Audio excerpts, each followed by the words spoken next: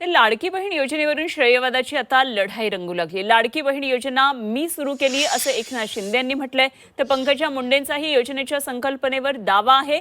महायुती श्रेयाच्या लढाईला आता तोंड फुटलंय। लाडकी बहीण योजनेवरून महायुती श्रेयवादाची लढाई सुरू झाली आहे। पंकजा मुंडेंनी 2च दिवसांपूर्वी लाडकी बहीण योजनेची संकल्पना ही माझी असल्याचा दावा केला होता। आणि आता उपमुख्यमंत्री एकनाथ शिंदेंनी लाडकी बहीण योजना आपणच मुख्यमंत्री असताना सुरू केल्याचा दावा केलाय। तर लाडकी बहीण योजना आपण सुरू केली असून ही योजना आता कधीही बंद होऊ देणार नाही अशी ग्वाहीही शिंदेंनी दिली।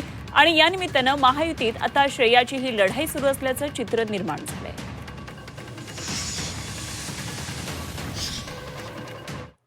आता या मायमावले बसल्या यांना लाडकी बहीण केलंय सरकारने, तर त्यामुळेच आम्ही मंत्री झालो ना।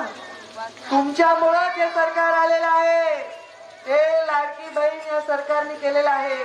ही माझी कल्पना आहे, शंकर देशमुख म्हणाले असं माझं म्हणणं नाही। मी स्वतःला एवढं मोठं नाही समजत, पण मी मध्य प्रदेशची निवडणूक हाताळली।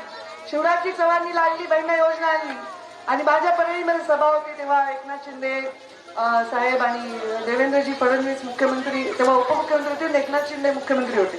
तर मी त्या सभेमध्ये म्हणले की शिंदे साहेब आणि फडणवीस साहेब लाडली बहिणासारखी लाडकी बहिणाला आपलं सरकार 100% बोला फुलाची गाठ पडली। मी काही केलं नाही, पण खरं झालं का स्त्री हे शक्ती उगे, तुम्हाला ताकद दिल्यामुळे आम्हाला मिळाली, तुम्हाला लाडकी बहीण केल्यामुळे भाऊ सत्तेत बसले। इतिहास घडवलाय विधानसभेत, तसाच इतिहास या नगरपालिकेच्या इलेक्शन मध्ये विटाच्या आणि आटपाडीच्या आपल्याला घडवायचं आहे। तुम्हाला मी एवढंच सांगतो, मी का भाषण करत नाही, पण तुम्हाला मी सांगतो, मी मुख्यमंत्री असताना मुख्यमंत्री माझी लाडकी बहीण योजना सुरू केली आणि ती योजना कोणाचाही माईकाला आला तरी बंद होऊ देणार नाही।